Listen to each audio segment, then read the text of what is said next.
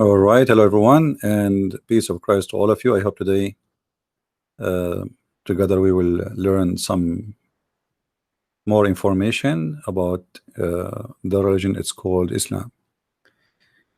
A Muslim, he sent to me a question and said, how come Allah always answer our questions? And he said, please don't put my name in the screen. Okay. How Allah always answer our question? I mean, this was very shocking for me. I thought Allah never answer any question. A Muslim saying to me, how come Allah always answer our questions?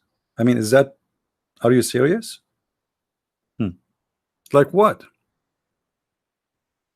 What is the questions Allah always answer? I'm not sure how I can work this out and how we can make this come true. Is it a fantasy? Is it a dream? Is it the Muslim wishing something to happen? So today we will examine if this is true or it is just a person he wish that his God answer anything. And let me be sure that I'm going to be in Skype. So if there is any Muslim would like to call us and join us in the topic, here we go. We are in Skype already.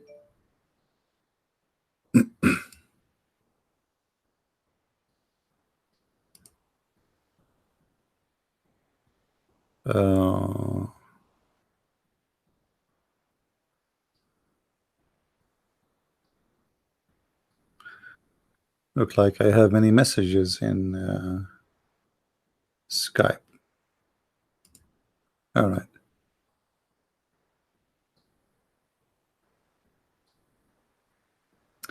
All right. So our Skype is open. This is what happened to you if you are Christian Prince. You open your Skype, you get scared, like endless messages, and same as Facebook. Answering questions is something very important for us as a human being. A person, he exists as a human being when he get the answers and he asks questions. Yes, Ahmad, why you are calling, Ahmad? I am calling you because I want to prove you that you lied the other day. What I lied? You lied about the salat.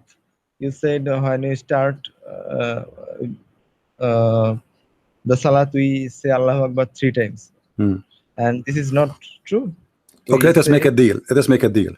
If I show you as a Muslim cleric starting the prayer by saying Allahu Akbar 3 times, are you willing to open the camera and do the monkey dance? You can, and you, not only you, every one of your subscriber. My friend, let us make a deal. Don't waste my time. Don't you want to get me busted? Of course. Okay, who is the one who started the prayer, you or the imam? Let me. Who is the one who started the prayer, you or the imam? Let me speak. Abdul, whilst you are speaking, you are calling me to get me busted, right? I'm giving you a chance to get me busted. If we show a video for everybody, your imam is starting the prayer and saying Allahu Akbar 3 times, what you would do? What you will do? Are you willing? Aren't you? Abdul, listen. I have no time for kids. Either you say yes or you say no. Because because the 3 times thing is. Don't you want to get me busted? Don't you want to get me busted, Abdul? You are a stupid idiot like all of you. Either you say yes, I challenge you, and I will do the monkey dance in the camera. I challenge you. Okay. Go to the previous video, you idiot. Okay. Okay, go. The challenge is all right. That we the Muslims, when we start, first of all, you are not a Muslim. You are not. You are not, because you do not know how your imam start the prayer. How come? You do. Okay, You let us don't make know. the challenge. If I show you right Challenge, now I the challenge you, Imam, I challenge the Imam of you. Mecca, the Imam of Mecca. You know what Mecca? The Kaaba, the highest Imam for you to pray for you in Mecca. If I show you how he There are do, different prayers. We Abdul, pray regularly 5 times. Abdul. Listen, either you say yes or no. Maybe What maybe? Don't tell me maybe. Either you say yes or you say no. regular prayer. He Regular prayer. So this guy not regular prayer. The Imam of the Kaaba is making Allahu Akbar 3 times. Is not doing regular prayer. Abdul, let your daddy call me. Abdul, I'm going to post the link so everybody will see how stupid are you. Everybody will see how stupid are you. Huh? Should I play the sound for you? Should I play the sound? Should I play the sound? Allahu Akbar, Allahu Akbar, Allahu Akbar. La ilaha illallah. Allahu Akbar. Allahu Akbar. Abdul, do you see how many times he said Allahu Akbar? Listen. You have to do the monkey dance for me right now. It is before Asr, Maghrib, Isha, which prayer? Stupid idiot. Go. Let your dad call me next time, okay? What a donkey. You did learn his name. You didn't learn his name.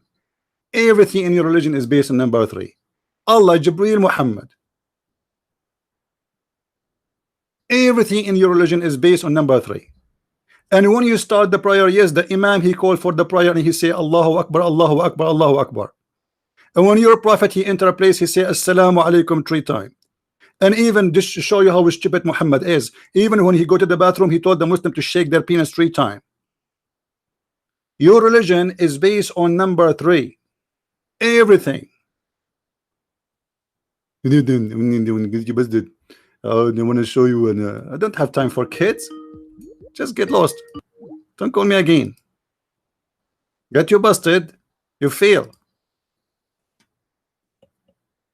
Not only you say it 3 times, you repeat yourself. What a potato. Let us continue. Any Muslim want to call us, either you are willing to take the challenge or not. I have no time for kids. If you call me to challenge me, you better take the challenge. Either you say I'm going to do the challenge or not. You challenge me, I prove it. We Muslims, we don't do that. Allahu Akbar. Who? You are not a Muslim. You are just a kid. You do not know what Islam is about. Not even one single Muslim from those who they are listening to me, they knew what Islam is about. And this is my challenge. Who is the one who want to call me and tell me what Islam mean? What is the name of the God of Islam? They don't know. They don't even know how to say the name of their God correctly. They do not know the real name of their prophet. They do not know what Allah mean. They do not know what, if Allah 1 word or 2 words. They know nothing. This is a cult based on nothing, have nothing, and answer nothing.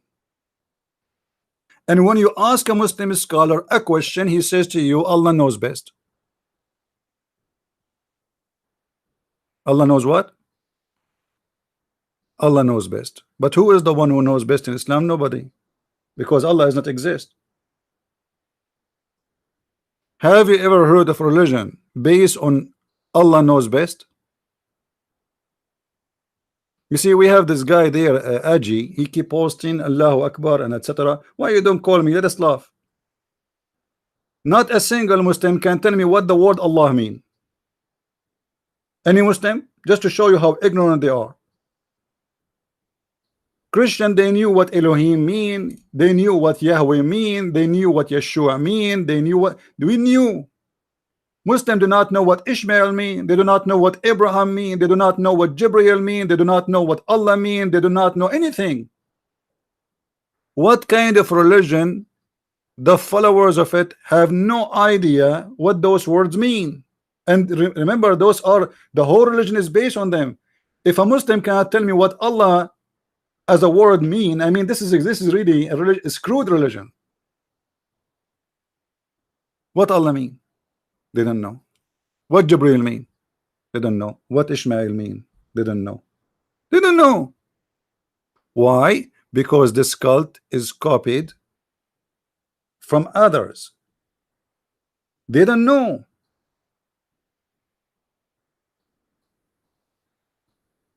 They copy the names of foreign language and they use it in their cult. But what Jibril mean, nobody knows. So how we will know? You know, before we ask the Muslims, and the funny, this kid he is thinking about it for the last 2 days. When we ask the Muslims, okay, in the Quran, let's switch to Arabic as an example. Not only do they not know what the names mean, they do not know even who are they. As an example, here we go. This is the word Israel. Israel. Okay. If you ask any Muslim what Israel means, they do not know. They have no idea. Okay, how this name end in your book? Okay, okay. Forget about you do not know what the word Israel mean. Who is Israel? They don't know. Do you believe it? Who is this guy Israel? The Quran keeps saying Israel, Israel. Look how many times. Look, all over the Quran, 41 times, 41 verses. The word Israel appear. Not even once the word Palestine appear. Do you believe it?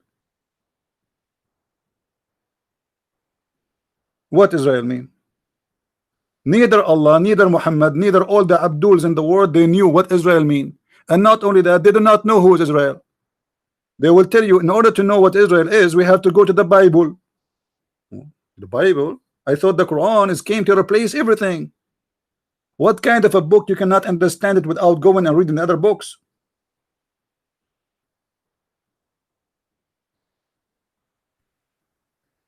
Any Muslim can explain to us? Who is Israel and what Israel mean?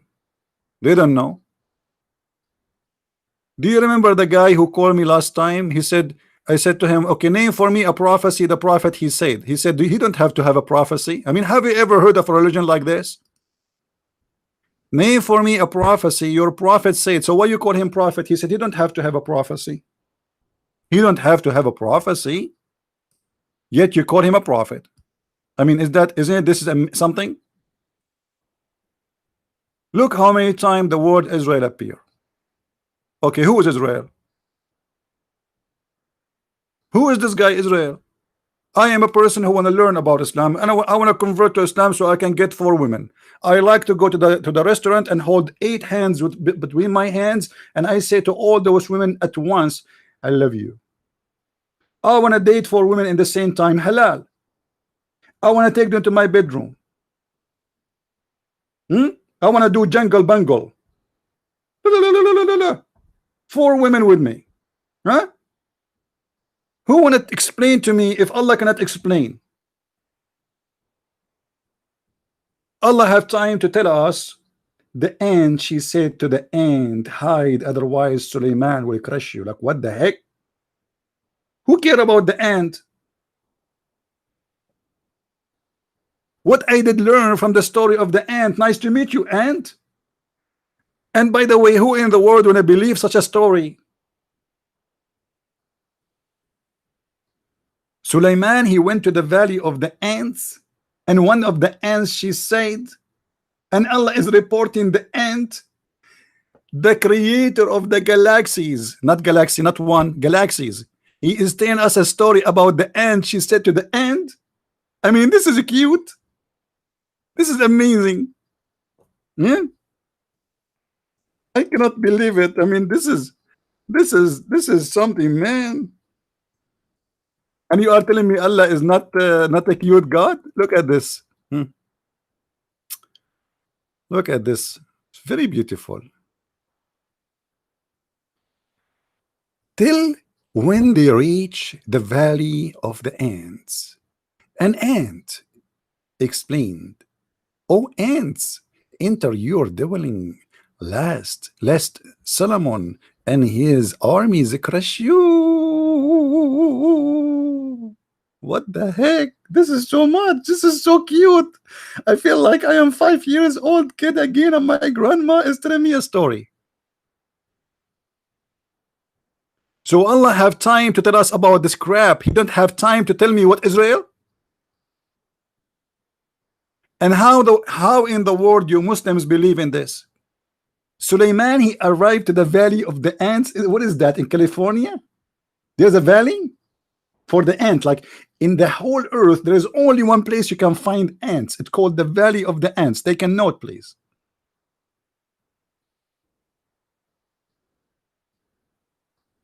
Guys, I am going to go actually this month, in a trip, and I promise you I will take a video of ants. If I arrive to the Valley of the Ants, I will do my best to find it.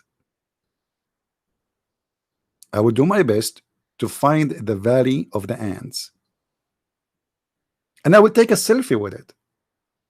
Hey brother, look, I found ants. Finally I found it. There's ants everywhere. What do you mean the Valley of the Ants? In the Philippines, I was in the 40th floor, and the ants arrived there. You believe it? In the 40th floor.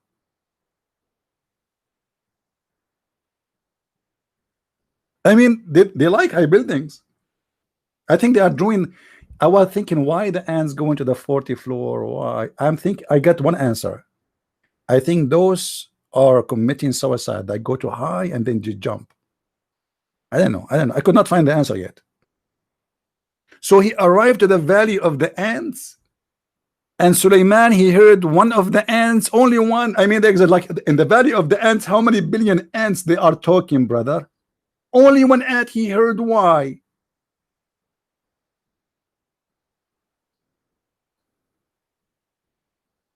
If there is any Muslim, and Allah answer our questions. Can Allah answer us now? How in the world this guy, he heard only one ant? What happened to the rest? They were mute? Silence. Silence. The Prophet Suleiman is walking and only one ant is talking. I mean, makes sense. One prophet, one ant, the rest are mute. The whole universe is in mute. And this prophet, he can hear ants which they don't talk because ants are mute. Guys,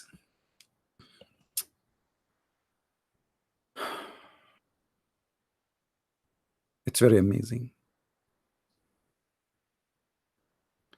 Suleiman or Solomon, he smiled, laughing at her speech. Look at this idiot, Suleiman. I mean, show respect, man. Show respect. Her speech? An ant is making a speech. Are you watching too much cartoon, Muhammad? You can go right now and check. You will see that ants, as every creatures in this earth, they communicate. They have a communication. Let's say they talk, yes, but not by making a speech. They do vibration, chemical. This is how they communicate, but not by making a speech, my friend. So how he heard her speech?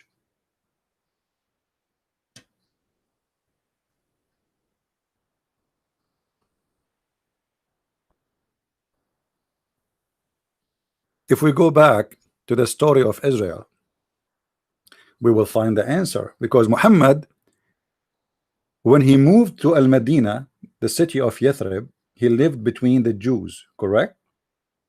This city, this town is full of Jews, and this is where Muhammad, he got all his dumb stories. The ants speaking to Suleiman, those are from the Legion of the Jews. You can go right now and search them in the internet. They are repeated for thousands of years. This is not something new. But the Edith Muhammad, he took it as something serious. He put it in his book as a read a story. Flying carpet of Suleiman. You know, the Jews, they make a lot of stories about Suleiman. Like Suleiman, he can do things nobody can do. You have a flying horse, flying carpet, flying mule, flying blah blah blah blah. This guy, he have a jumbo mambo kingdom. So Muhammad, he lived between the Jews, and whatever the Jews they say, he like it. You know, his antenna is like, and he was writing down the information. The Gustavo. The Jews, they talk, they tell false stories, stupid stories, and Muhammad, he take it, he put it in his Quran. Everything you find in the fairy tale stories of the Jews, you find it in the Quran.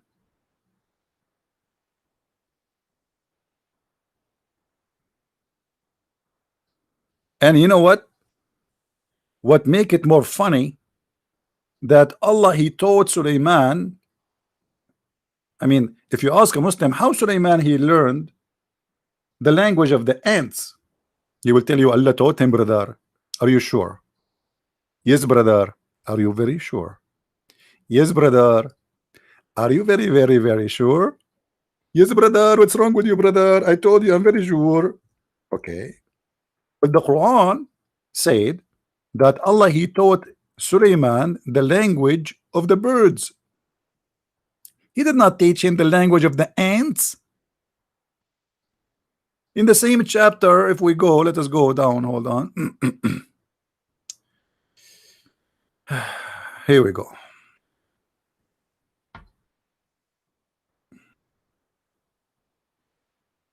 Let us go.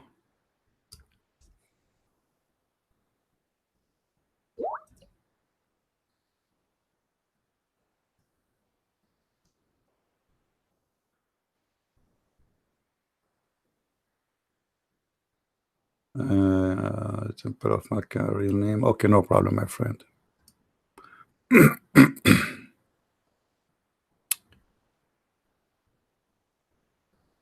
What happened here?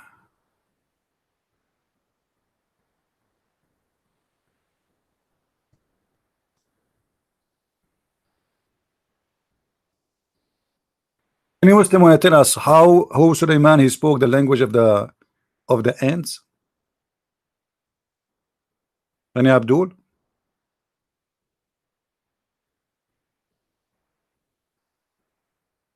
Any Muslim?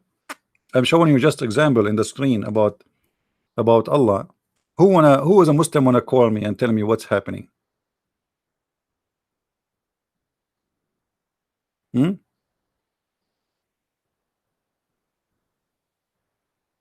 is the Muslim wanna tell us what's happening here?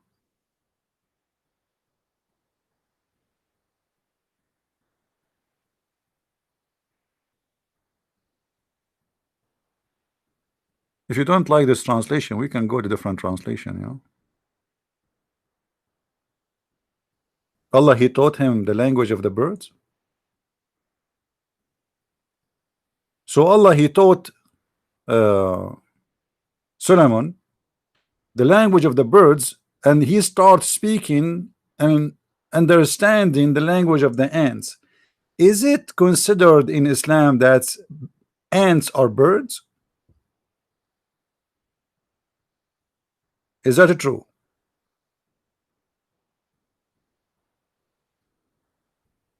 It's like somebody saying, I took a class to learn the language of the donkeys, and then I start understanding the lizard. I mean, what is the connection between the ants and the language of the birds? Any Muslim can tell us? Ask no questions. Allah knows best.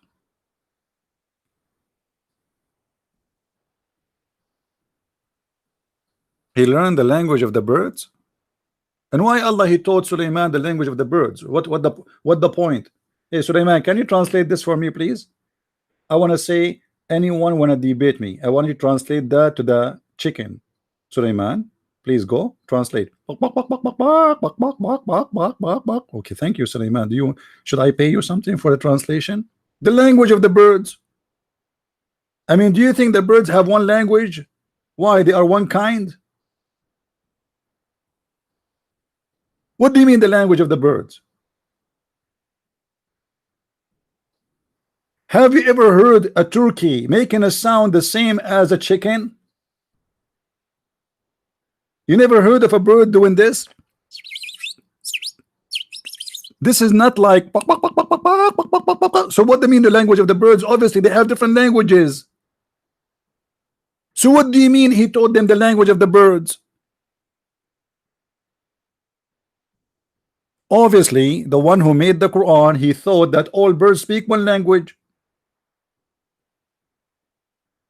But maybe because they eat different food, brother, this is why the voice coming differently. You never heard of that dog? Walk, walk, walk, walk, walk. How we can say we taught them the language of the birds? Does that mean he took a class for all like dogs? I mean, can you imagine how many birds we have in the earth? I mean, how many kind of birds? All of them. He taught him the language of the birds to do what exactly? I mean, why Allah did not spend time to teach him the language of mankind? There is many human beings in this earth who speak many languages. In India alone, there's thousands of languages. So Allah have time to teach him the language of the birds? Who? Why? What he will do? He will go and preach and teach to the chicken?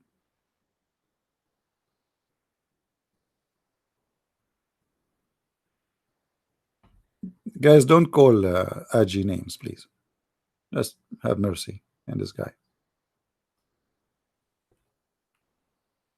Poor guy. Any Muslim want to answer us? By the way, I'm thinking to start a classroom to teach chicken language. And then after we finish the chicken language, we will start doing Turkey language class.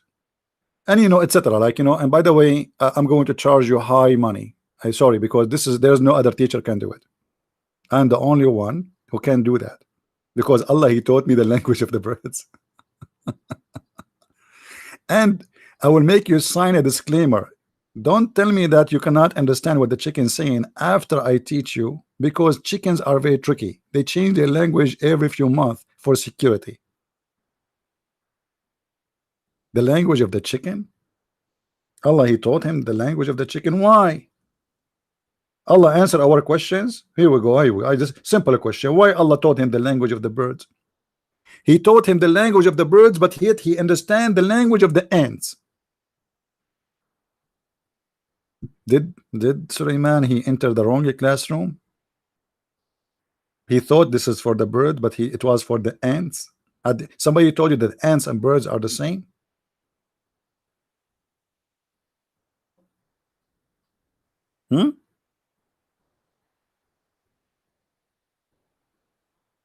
Who is a Muslim who not call us and tell us how Allah he answer your questions? Until now, I don't see any Muslim. Like, here we go. I asked simple question. Who is Israel? By the way, my voice is not good, so forgive me if I'm not going to speak long today. My voice is kind of. I think I ate too much chicken, or maybe I was translated too much the chicken. I don't know. And just to show you, not only Sulaiman he speak the language of the birds. No. Muhammad he do.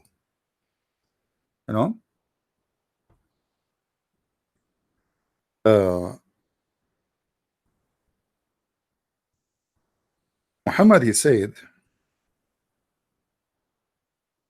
if you heard the sound of the donkey,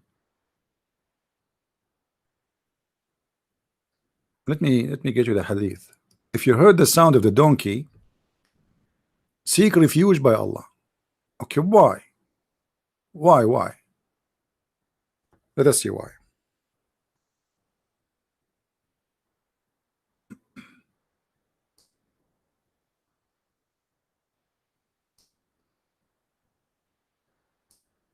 I cannot find this one here. Let us see. We should find it actually. Doesn't make sense. I hope they will not hide it, but I think I saw it here before in this website in English.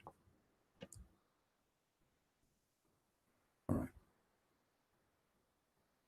The Prophet Abu Hurairah reported that the Messenger of Allah, may Allah bless him and grant him peace. Doesn't say that in Arabic. It says may Allah pray on him and salute him.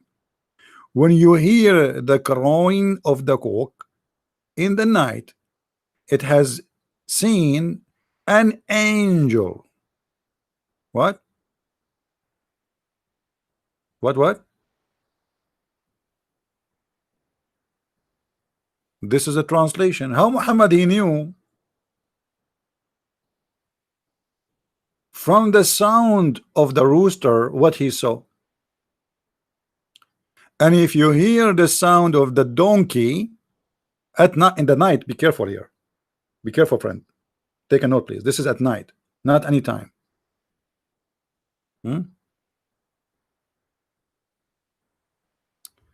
Look at this here. This is even more deep and more serious.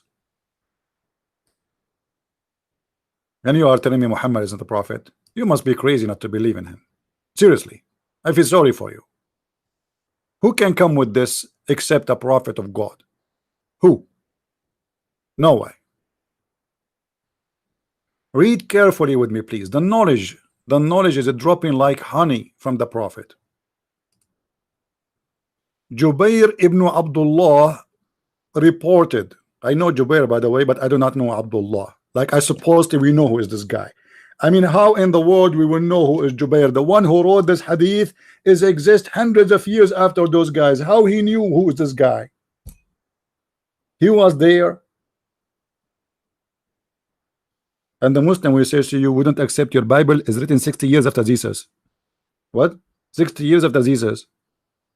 Who said 60 years? It says that I can show you. Okay. Now you have somebody telling you about Jesus and about Muhammad 300 years after Muhammad, which means 900 years after Jesus. Yet they say it's Sahih. Sahih. It is Sahih, brother. It is a Sahih hadith. Read carefully. Jabir ibn Abdullah reported that the messenger of Allah, may Allah pray on him and salute him, said, when you hear the dog barking, or a donkey baying, okay, and at the night seek refuge with Allah. They see what you do not see. This is deep. This is serious now. You might be laughing, my friend. If I am you, I will not. This is a deep knowledge no one knows except a prophet of God. So look at the secrets of knowledge the prophet he is. This is wisdom. This is coming directly from God. Like hotline. Muhammad, yes, Allah. Muhammad, take this info for you. Don't share it anyone except with the Muslims and Christian friends. If you hear a dog doing that at night, seek refuge by Allah, which means by me. Why Allah? Why? Because he saw a shaitan. Oh boy. Look what the Muslim there is saying. I bet a Christian prince is not handsome and all. Look what we are talking about and look what the Muslims are busy with. This guy is thinking if I am handsome or not. I'm telling you, this religion is weird. Look what I'm showing him in the screen and he is worried if I am handsome or not. And you are wondering why Allah he promised them boys in the heaven. The guy is talking behind the microphone. Is he handsome? Not handsome?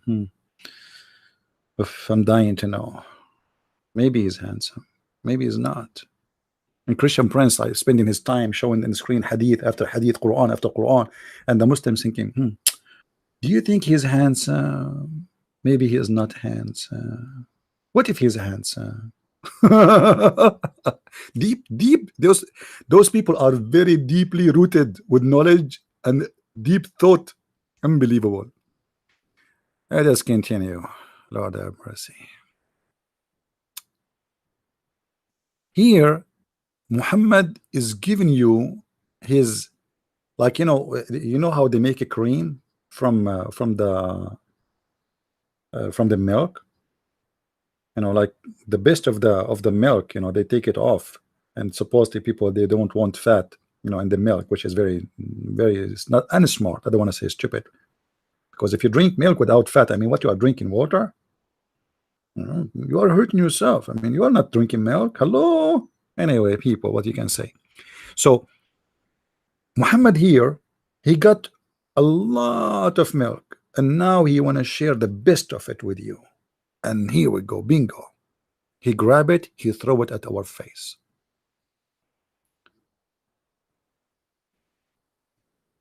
If you hear the dog barking or a donkey braying in the night, seek refuge with Allah.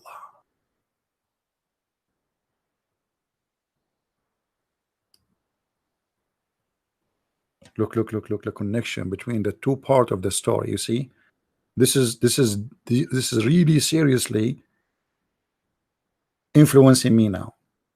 I'm going to reformat my brain, because look how you connect. You see, people, they say to me, your English is funny. I mean, the prophet, he speak not only perfect English, he speak perfect Arabic, and he have the logic. If you hear a dog barking at night. So guys, if you hear the dog barking at night, it's not a thief jumping in your house to steal your money. It is the shaitan, don't worry.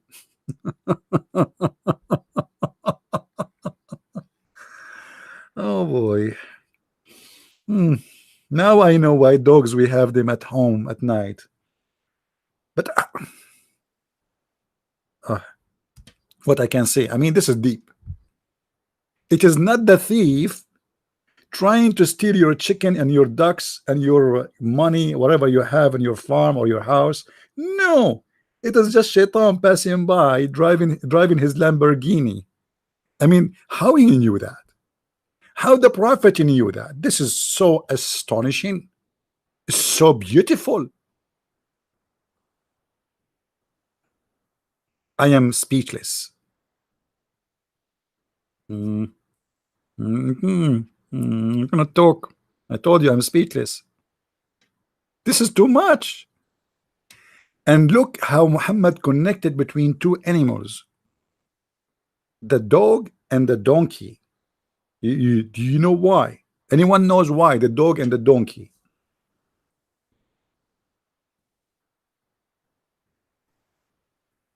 Do you remember Muhammad? He said, 3 things do interrupt the Muslim prayer: a dog and a donkey and a woman.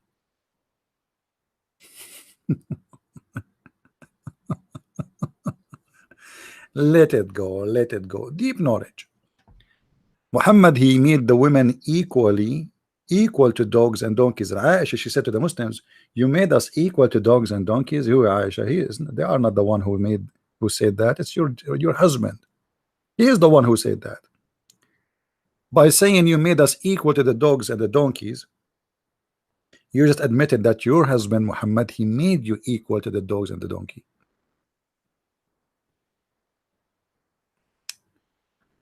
Here Muhammad continue with his knowledge, which is beyond imagination.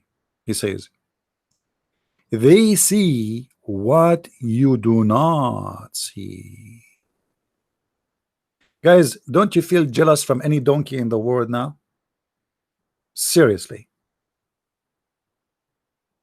Muhammad just confirmed that dogs and donkeys, they see what we see not they feel. No, they see their eyes. As I know that those animals, they don't even see colors. They are colorblind. They see the whole world black and white. How they can do that? They can see what we cannot see. And what they see exactly? You might ask yourself, maybe my dog now, when a woman walking in the bikini in the beach, he see her naked. No, my friend, he's not talking about this. Maybe my dog, he can see what is inside my pocket. No, this is not what he is saying. Maybe my dog now, he can see what is inside the refrigerator. No, he's talking about something different.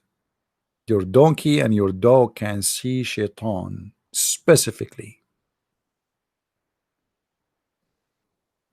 Isn't it weird that Muhammad, he cannot see them? He cannot see shaitan. He could not recognize shaitan. But a donkey and a dog can do that? Do you remember, guys, the stories of the examination of the wahi, which means examination of the inspiration? Anyone remember it? Who remember that story? Anyone remember? Let me show you the reference. Hold on.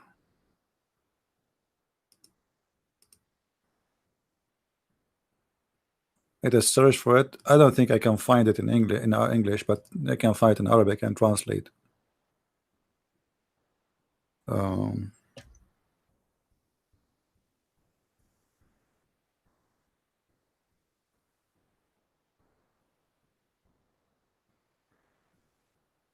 all right. Here we go.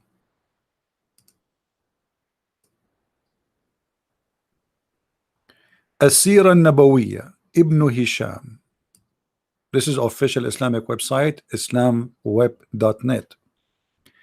Volume number 1, page number 239. How Muhammad, he examined that the one he see in his room is an angel. You will not believe it.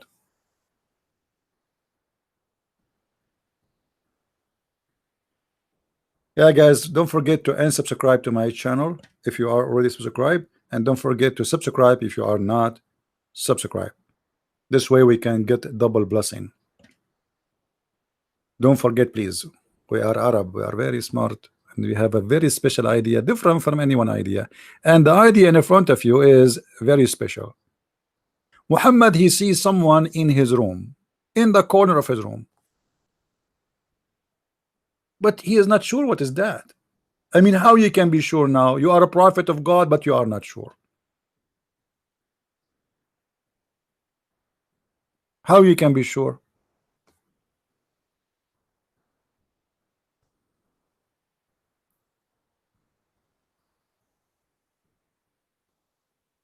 The title of this chapter, it's called Imtihanu Khadija Burhanul Wahi.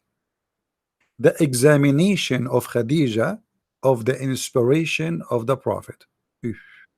Khadija is the one who examined it? How? Khadija looked like she have a degree in inspiration examination. She is the one can tell you if this is coming from God or not. Khadija.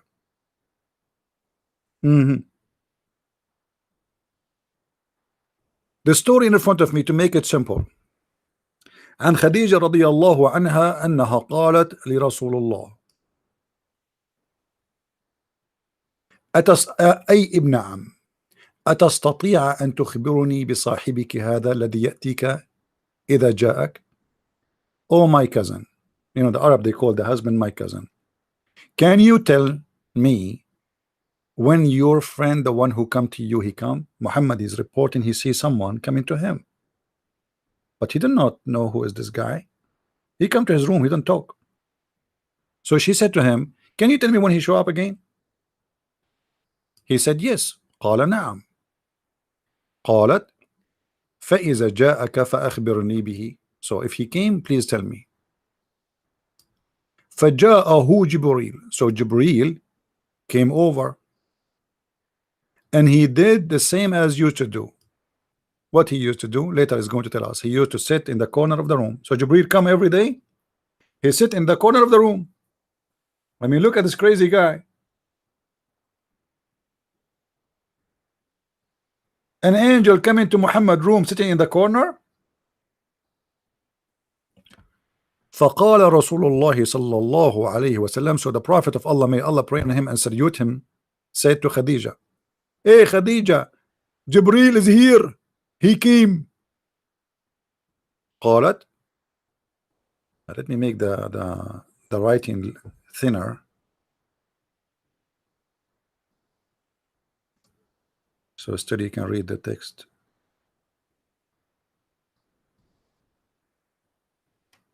Okay.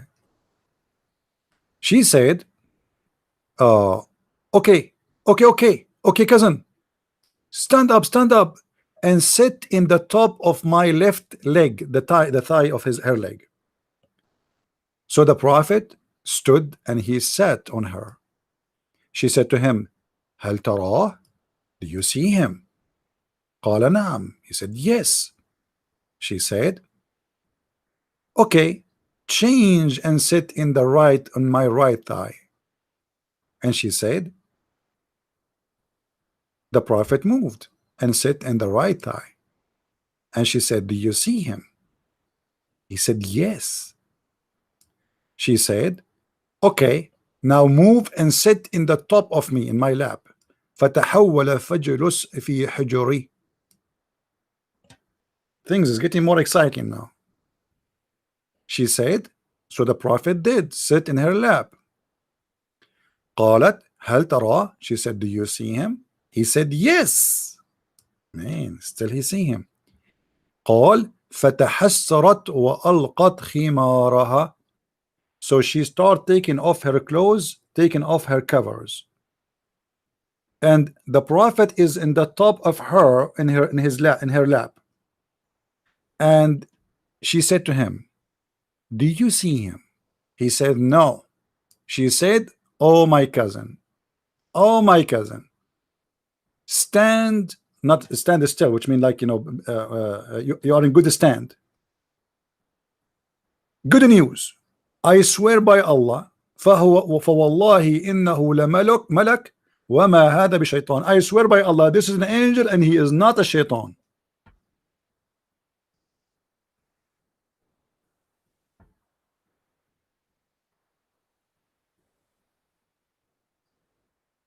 Do you believe it?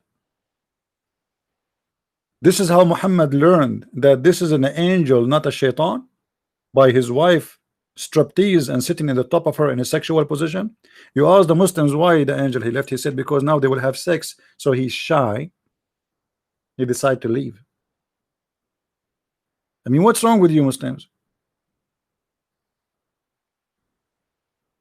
This is how Muhammad confirmed that he is a prophet, by his wife stripping off. And why she cannot see the angel? Only Muhammad can see him. The angel in the same room, and she is in the same room. Muhammad can see the angel in the corner. Khadija, she cannot see the angel. The wife, she asked the Prophet to sit in the top of her left leg. The Prophet sat like a baby, like a chicken, like a kid. What is that? And then she asked him, where she learned this trick? Anybody can tell me where Khadija she learned this trick? Look like she married many husbands before, who they have prophecy of God, and always she do this trick. How in the world she got this trick from? How she knew that now if she take off her clothes the angel will go? And why he will go? When a Muslim he says to me, well, because the angel is shy. You Muslims will have sex non-stop in heaven. What shy? You will be all day long for eternity having nothing except sex.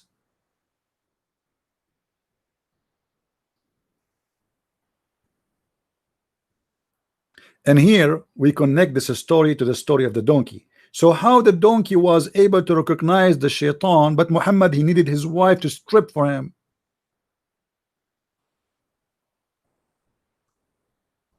Does that mean the donkey is more knowledgeable?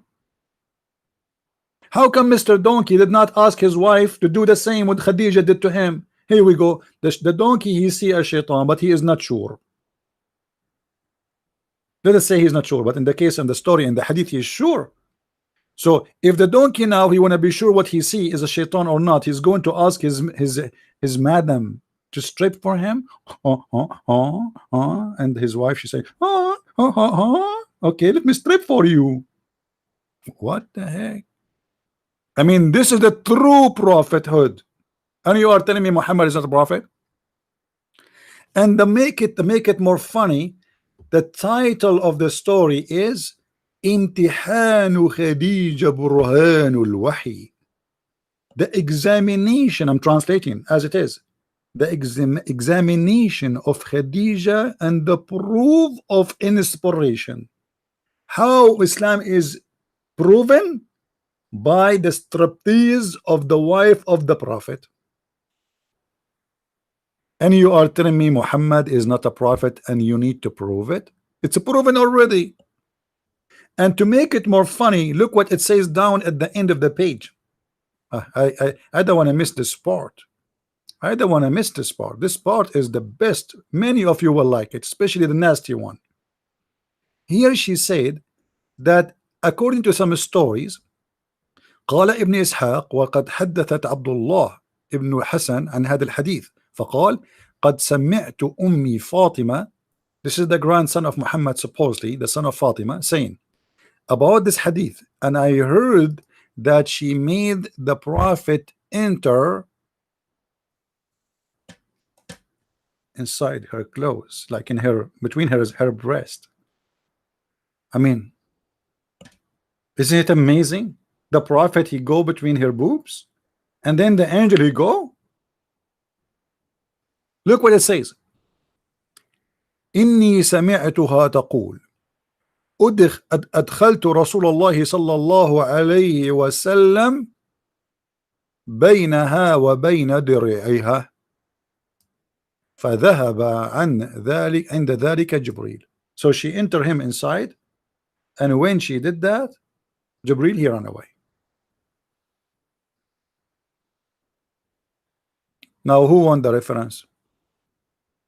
It's in Arabic, but I cannot give it to you in English. But if you have my books, you have it already in English translated. And don't forget, by the way, that those who want to read my books, or if you have my books, don't forget to make please a review of my books, especially the last one, and the rest of them, actually all of them. You better make a review.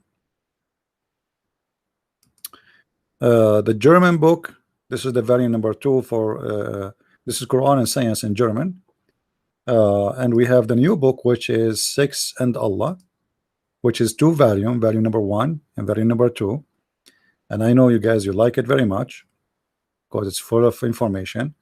And the rest of the books, you know, if you don't mind, if you have the books already, don't forget to make a review and tell your friends about them. And I encourage people who speak French to tell their friends about the Secret du Prophète Arabe, the French book. For this book is really translated by a fantastic translator. It's really fantastic book. So if you speak French, or you know friends who speak French, you can recommend them to read this book. And this is Qur'an and Science in English, which is simply completing the Deception of Allah book. Because they meant to be one book actually, but the second one concentrate more in what Muslims call science, but both of them, they speak about what called science and Quran. So now until now we got no answer for anything. How Muhammad he got an answer? Muhammad now is a prophet, but yet he need an answer if this is an angel or not. How he got the answer? Was it coming from Allah? No, it was coming from the legs of Khadija. How such a thing can be? How Muslims even accept such a thing? This is how you prove that he is a prophet?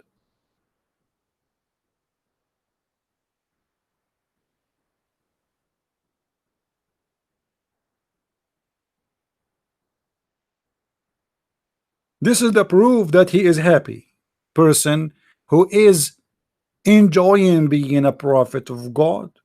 He sees somebody in the, isn't it is a very clear sign that this guy is a crazy guy? Why in the world an angel he come and he sit in the corner of the room? He have nothing to do except sitting in the room. What he's doing there?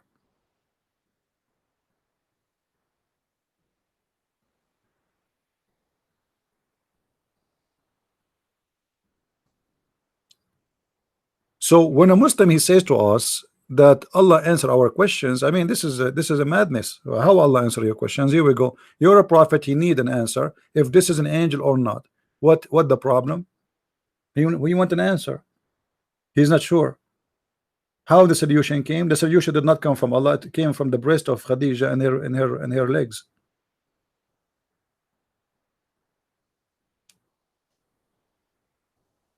And now I have a problem. What if the Jibril came to me? I don't have a wife. What I should do? What do you think? I mean, this is a serious problem. What if Jibril came to me? How I will know that this is Jibril, not someone else? I don't have a wife to do striptease for me.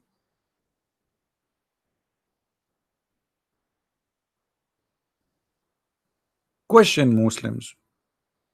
Did the wife of Musa's do the same to Musa's?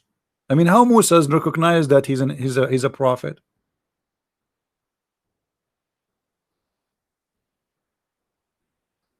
How David, how Solomon, this is the same story, or all of them? This is the way to examine inspiration of God, by women doing striptease.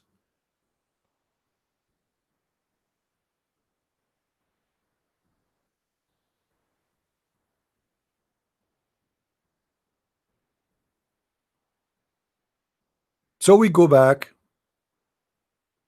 here. Sulaiman, he did not need a striptease wife to understand even the language of the ants. The poor Muhammad, he have no idea. He cannot speak his language. He cannot speak to angels. I mean, why you did not ask the angel, who are you? Why you are doing there? What are you doing there? You see, this is a clear sign that Muhammad is a crazy man. A strange man come in your room, sit in the corner. You see him, nobody see him. Shouldn't you notice right away that you are going crazy? Why an angel of God would not talk to you? What the purpose of coming here then? Sitting there doing nothing? The angel, he leave when you start having sex? What happened now? You stop having sex, the angel will come back? What a lousy angel.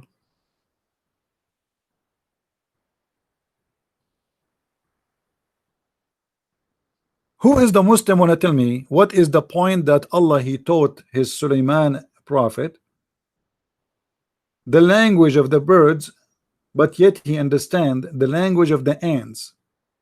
And what for? What is the point of this? And what we learn from this story? So now generation after generation they will learn this amusing story. We watch cartoon. Let me watch Sinbad. In English they call him Sinbad, right? What is this?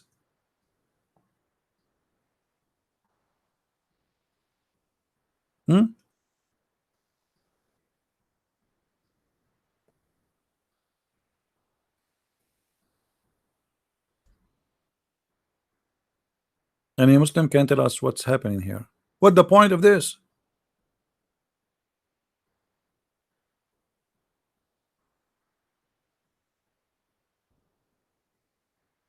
So we ask the Muslims, who is Israel? Not in a single location in the Quran Allah tell us who is Israel, but he have time to tell us all those silly stories. Sulaiman going through, he arrived at the valley of the ants, and not only that, just a minute after we find a new story which is more funny and more stupid. Sulaiman, he check his chickens. What? He checked the chickens? No, it's the hubu. This bird can be found in the desert. Let me show you how they look like. Do you see how this bird look like? So you get an idea now.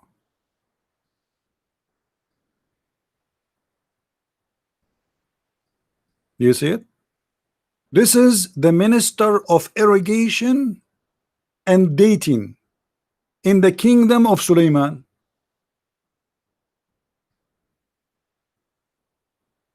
Do you believe it?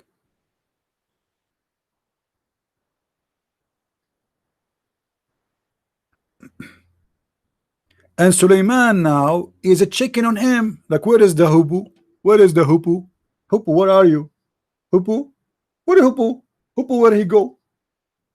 Sulaiman, a king who have hundreds of thousands of soldiers, and by the way, the army of Sulaiman, later we will see in the same story that his army contained chickens, birds, genie, humans. So you can imagine, I mean, billions.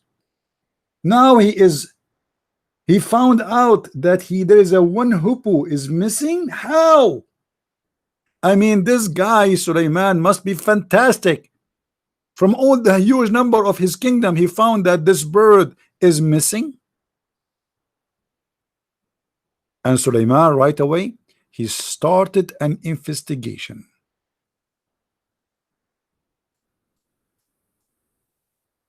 This is a very serious stuff, guys. Imagine you are a king and you find a bird from your kingdom is missing. I mean, do you see how horrible that is? So now Sulaiman, he is so upset and he decided to do something about it. What Sulaiman would do? Read carefully.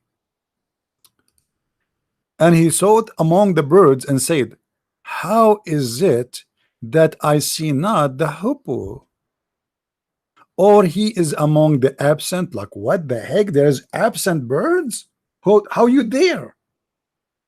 This guy, he take a list every day by the names because they are army. I told you they are army. They are the soldiers. They have numbers. Yes, sir. Yes, sir. Drill sergeant. What's your name? Yes, sir. Yes, sir. I'm here. So Sulaiman is checking the birds and he found the hippo is missing. And look what Sulaiman he said. Sulaiman is getting now seriously upset. You don't want to know what Sulaiman can do when he get upset. I verily will punish him. Not punish him, punish him. Remember, Sulaiman is a Middle Eastern like me. We don't say punish, we say punish. I verily will punish him. Like me and Sulaiman and all the Arab, when we go to the grocery store, we don't seek shampoo, we look for shampoo. Do you have shampoo? And he asks you, what shampoo? You said, no, shampoo. Okay, what kind? A shampoo. It doesn't matter. So now Sulaiman, he checked and he found that the bird is missing, and now he is making an oath. I swear, I verily will punish him with a hard punishment, or verily I will slay him. Look what the heck, things is getting messed up. This bird now is going to lose his life. How you do that, bird? You leave without permission? Sulaiman is going to slaughter him. And you are telling me the Quran is not a serious book of God? Who is one of you who said that to me? How dare you? This is not only serious, this is the top secret information.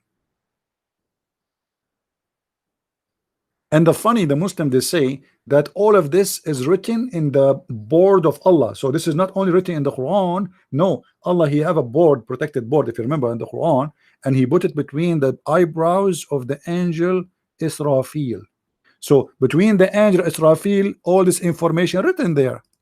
That Sulaiman, he said, verily, I will punish him. Verily, I will slay him. But look, we have to be honest here. Sulaiman is a person of justice. He said, or he verily shall bring to me an explanation.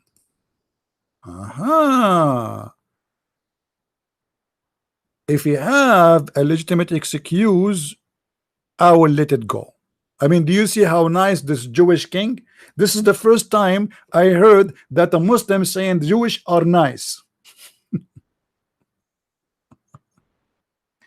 Look like Muhammad, he forgot that this guy is a Jew. Let it go. Do we have any Muslim here have a comment?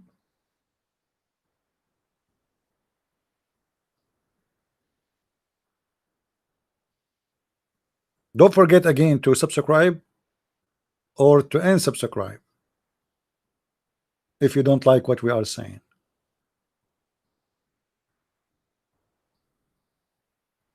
Why Muslims they like what I am saying? I ask myself the question. They hate me because what I am saying. Because you know, a Muslim, he listened to me first time, he would go crazy. He would be so upset.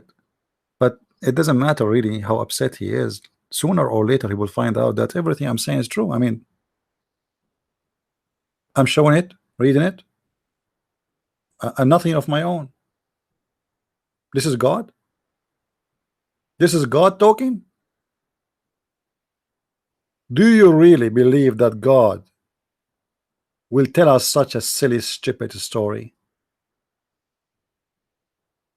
A guy, his name is Suleiman, checking the birds. He found the bird is missing. A guy, his name is Suleiman. He was walking. He heard an ant speech. Do you know what God mean? You know, when you Muslim, you say Allah is the one who created the universe. So now the one who created the universe, he have the time to tell me about the ant and Suleiman and this bird and Suleiman. And now what this bird is doing? Where does bird go? This bird, he fly all the way to Yemen. And he found there a queen. And this queen, she have no hair in her legs. Ew. Guys, do you know why I'm single still now, until now? Because I'm really afraid that I'm going to marry a woman, and then when we go to the bedroom, I found that she have hair in her legs. You don't want that. That is scary. A woman and she have hair in her legs, that is no. I prefer to stay single forever. And then Suleiman, he took his flying carpet with 600,000 chairs on it, and he put his kingdomship equipment in the top of it, and he flies all the way to Yemen. Flying carpet carrying 600,000 chairs. Somebody call Airbus. Somebody call Boeing 777. Tell them what Tell them what we in the Middle East, what we did before. You see, you Western, you say you made an airplane. Look what we have. We have airplane can carry 600,000 chairs, and all the camels and the donkeys and the horses and the goats and the birds and the chickens in the top of it. When you can do that.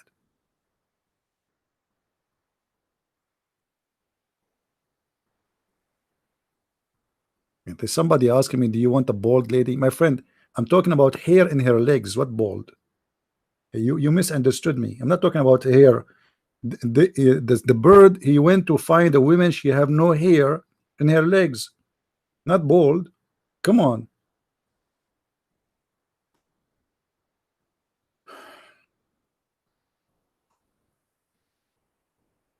And you are telling me Islam is not from God?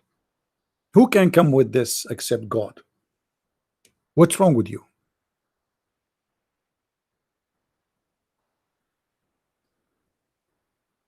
$600,000 chairs sitting in the top of a flying carpet. How the flying carpet fly? Anyone knows how the flying carpet work? I mean the technique. Who of you here is an engineer? Airline engineer?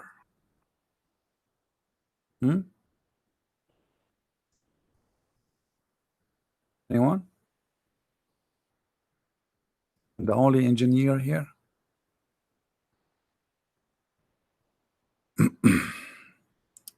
In this chapter here, the same chapter, chapter 21, verse number 81, it says that Allah, he gave the command to Suleiman to command the wind.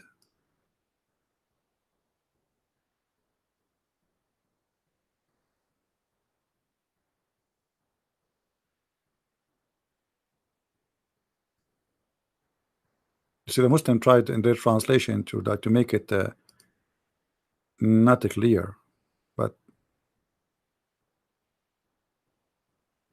this is Yusuf Ali Shakir. And we made Suleiman the wind blowing violent, pursuing its course by his command to the land which we blessed, and we are knower of all things. Look, this guy, Allah, he keeps saying he knows everything.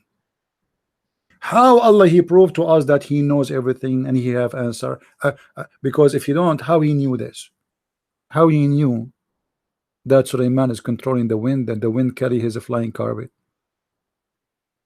So what Sulaiman does, he jump with his army in the carpet, and then he ordered the carpet, the wind, to go underneath the carpet, and then the carpet fly, and then he ordered the wind to go in certain direction, and the direction of the carpet, by the way, by noon time is a travel of a 1 month. Yes, 1 month. What, you don't believe me?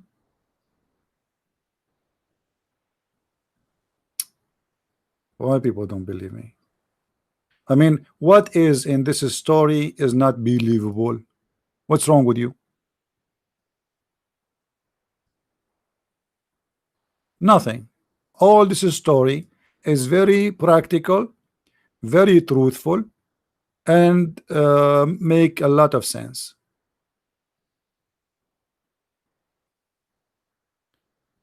Let us see if we can find the interpretation for this verse, so the Muslim will not say I'm making things up.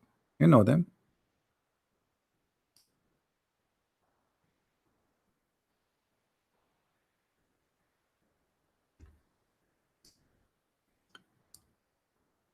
You know them, my friend. You know them.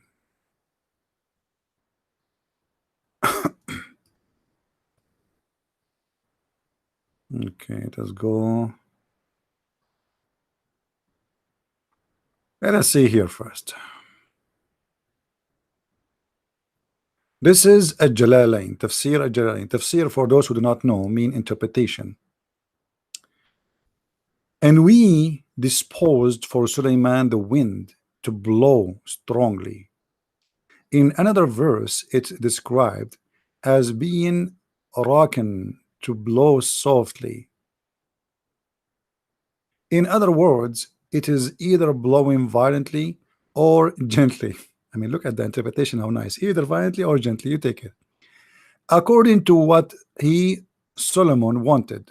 You see, like, sometimes you push the gas, like the car go crazy. Sometimes you drive softly. I mean, it depend what Sulaiman want. Makes sense. Making its way at his command to land which he blessed, namely Syria. What? But this guy, he went to the king of Yemen, queen of Yemen. What Syria? He's going to Syria? Are you sure? Let us go and see the interpretation of Ibn Kathir.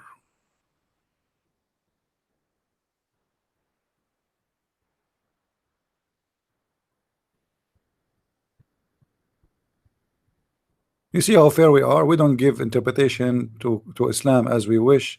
We go and see what the Muslim says. Well, whatever the Muslim says must be true, I mean, that's what they believe, what we can say.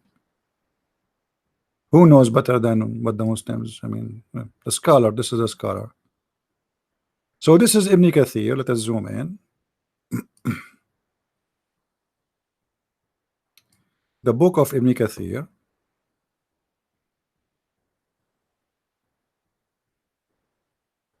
Let us see.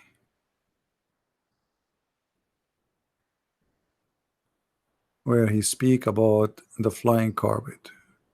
Here we go. And we subjugated the mountains and the birds. This is the hold on.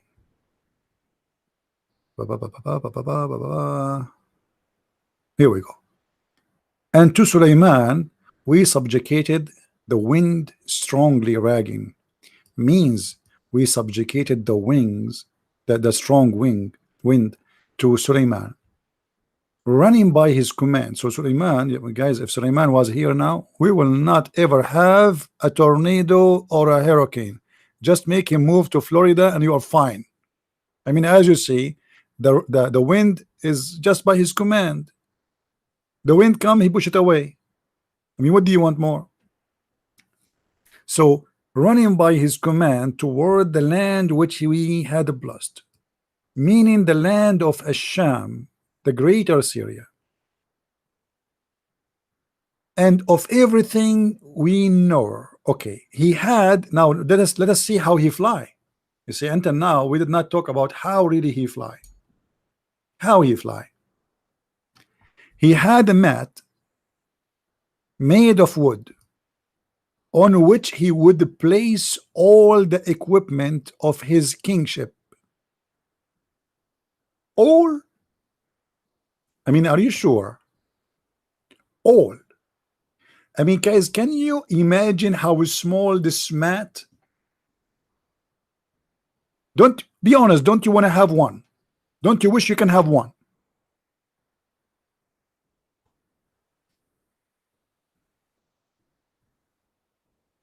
Don't you?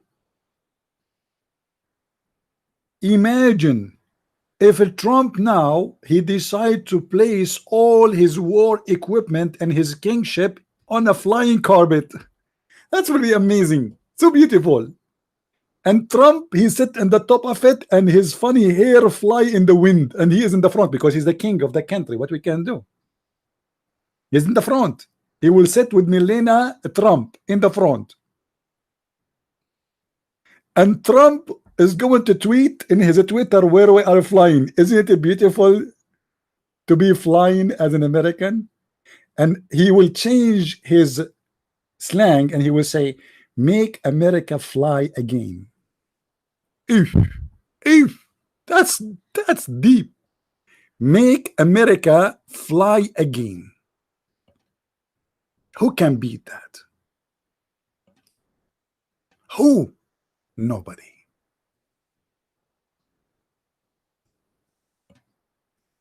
Make America fly again. Oof. I have copyright over this, by the way.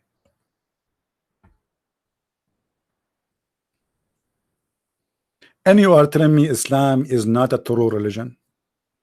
What's wrong with you? Obviously, all of you, you have mental problem. It's obvious. It's obvious. It's in the front of you. Isn't it obvious?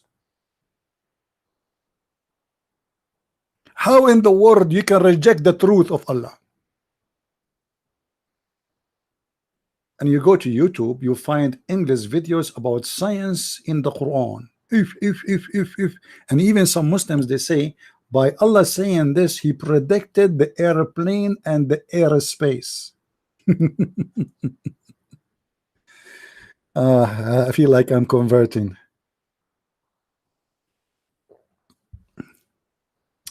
Guys, be honest, be honest, be honest. Do you enjoy listening to me or not? Be honest. Can you find better entertainment than this?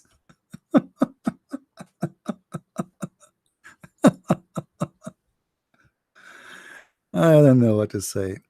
It's sad, but it's funny. What we can do? I mean, it's sad that there is a billions of a human being they believe in this garbage. I mean, how in the world you can believe in this? What, you lost your mind, you people? What are you eating? Huh? What are you eating in specific? What are you smoking? Hashish?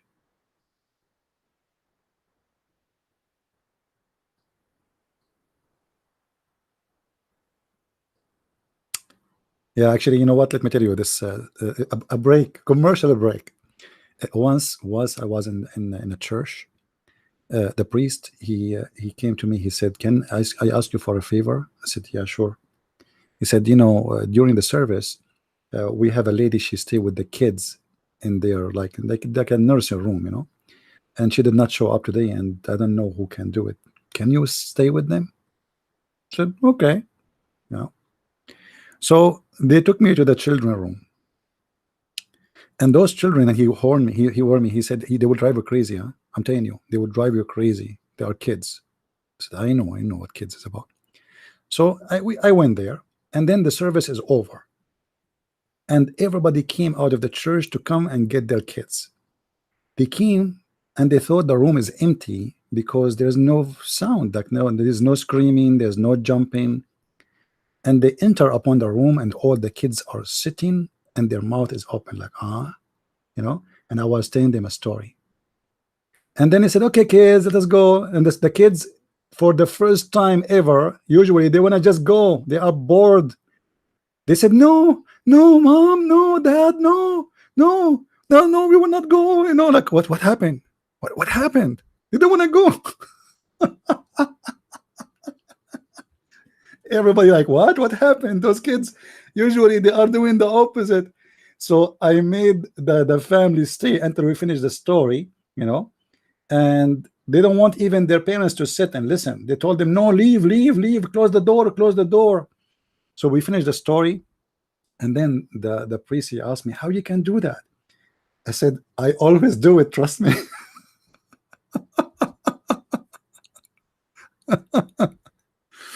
You know, kids are very, very beautiful, but always you have to adjust your level of language from speaking to an adult to a child. Don't, when you see a child, don't ask him how's your school. I mean, what are you talking about? He hates school. So you have to be a kid with them. You have to be a child like them.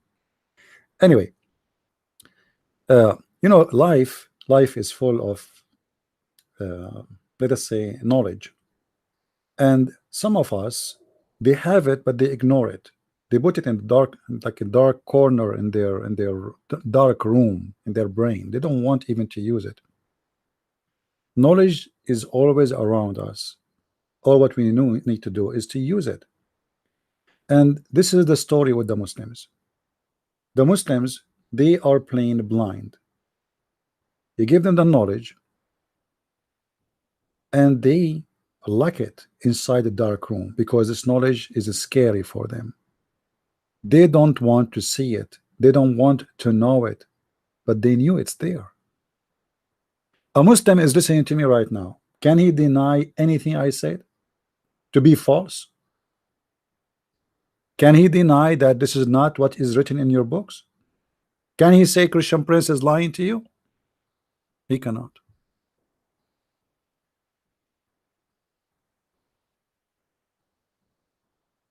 And this is what is painful. Do you see the kid who called me in the beginning of the program today?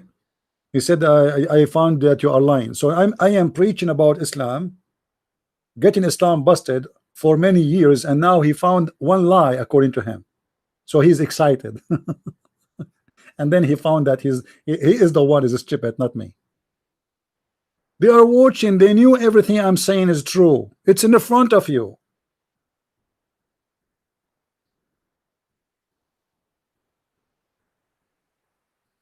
Human beings sometimes can be the most scary creature, because the second you decide to ignore the truth, you are going to turn to something evil.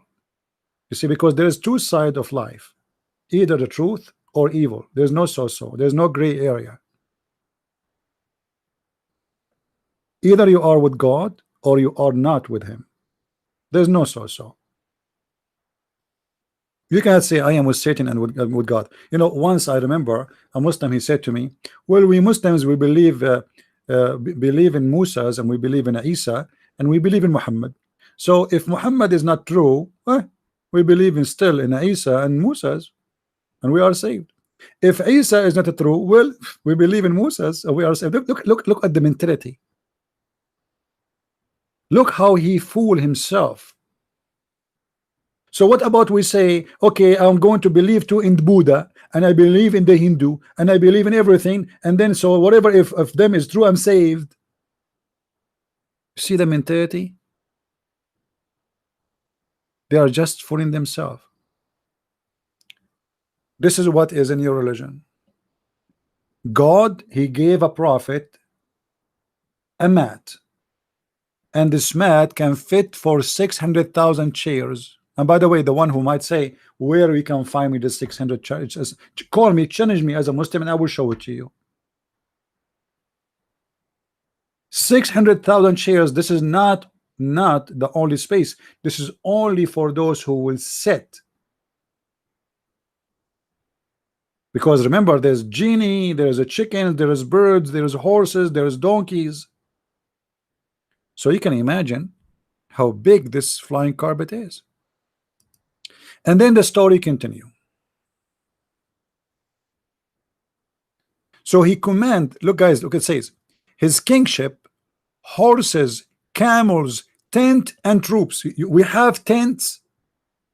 We have tents in the top of the flying carpet. Do you see it? What we have in the top of the flying carpet at tents? Yeah, because the army will sleep there, my friend. The whole country is moving. Make America fly again. In the case of the American, they will take their mobile houses. You know, American, they have many of them, they have mobile houses. So what Trump will do in this case, Trump, he will tell them to carry their mobile houses and put it in the top of the flying mate and make America fly again. That's astonishing. And you don't want to believe. What's wrong with you?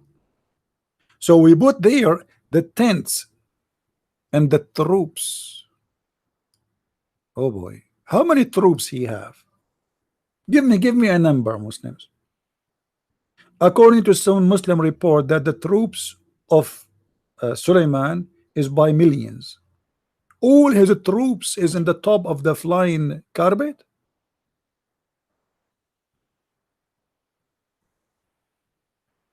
Then look guys, look at the logic. You see, he don't fly just to fly. No, he put everything first. Look here, there's some intelligence in the story. He placed all the equipment. I mean, can you imagine how much equipment we have talking about? Equipment of the old days of war. And because, you know, army need to cook and eat and etc. So everything, food, you name it.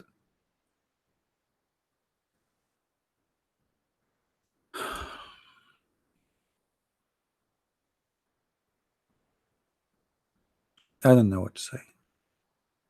I wish I am good in drawing so I can draw this.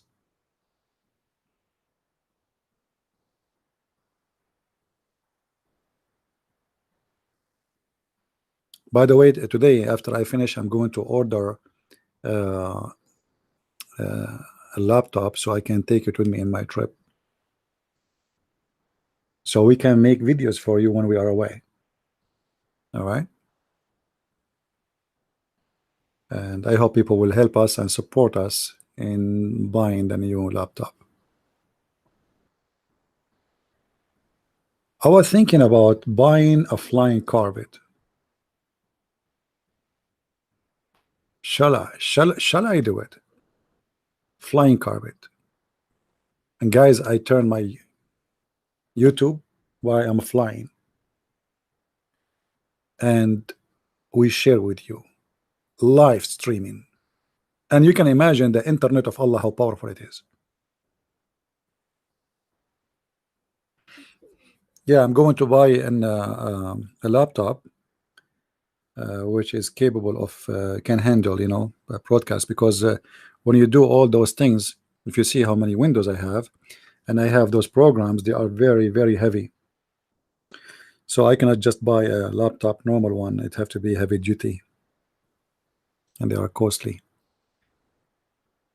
Anyway, yeah, you can ride with me, my friend. You can ride with me for sure, but just be careful. I prefer people who have lies to sit next to me, because we are coming from the same place, the lies club. The Prophet, he said that Allah, he examined his prophets by lies. So I like to sit with the highest people, because look, like according to Muhammad, the more lies you have, the more you are close to God, to Allah. So you have to be, you know, you need to be a lies person, so you can sit next to me. You know, you have lies, I have lies.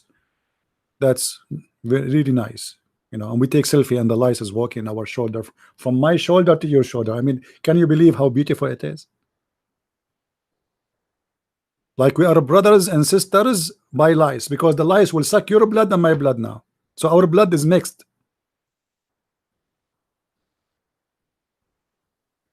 The Muslim, they believe in something very funny. They believe that you can be a brother of someone or sister, like let's say, if your mother, she did the breastfeeding for someone, that person is your brother or your sister. Have you ever heard? I mean, Islam forbid adoption.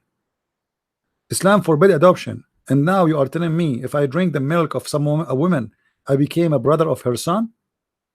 What? Are you sure? And this is only if you are a child, by the way.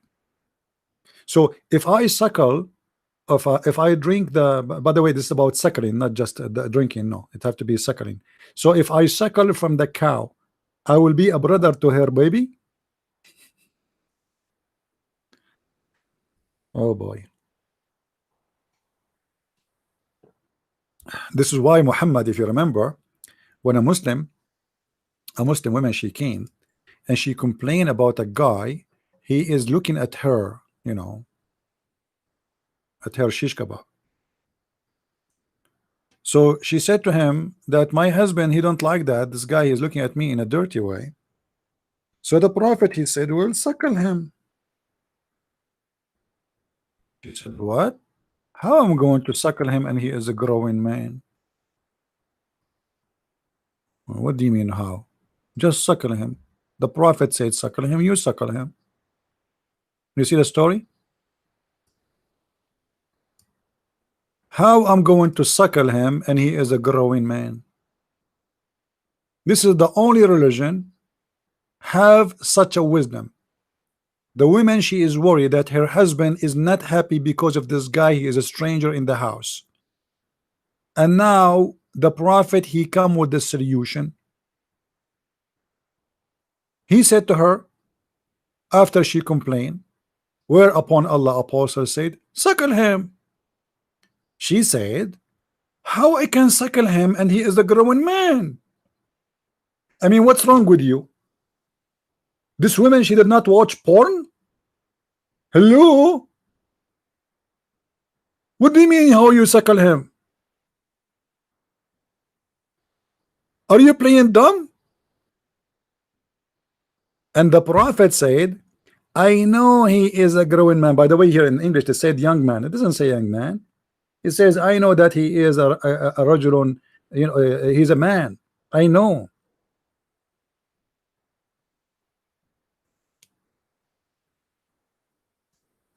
Too bad I don't have Muslim neighbors, so their women will suckle me, so I can get in and nobody will be bothering me. This is the logic.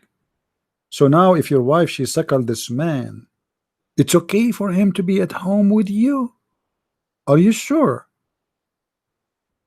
Well, I'm sure many men, they would like that idea, especially if your wife is beautiful. Anybody can tell me what is the wisdom behind this? And she will suckle him what exactly? Do you think the woman, she has a goat, there's no milk, so what, he will suck her nipples?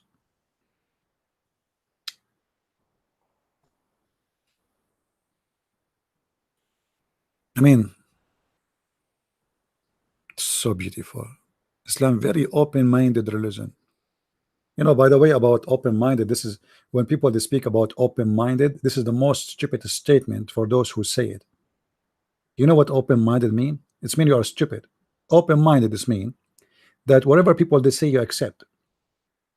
So what if somebody want to sleep with your wife? Yeah, I'm open-minded. What if somebody want to sleep in your house with your no permission of you? I'm open-minded. Huh? What open-minded mean? You know, this is something that people, they copy these days, you know, like open-minded. So supposedly if you are open-minded, you are a nice person. You are an idiot if you are what you call yourself open-minded. Why you are angry from Trump? Be open-minded. Huh? Hypocrisy, stupidity. People, they copy paste, they don't know what they are copying and what they are pasting. Open-minded. I don't want to be open-minded. That's not open-minded. This is your mind in the floor.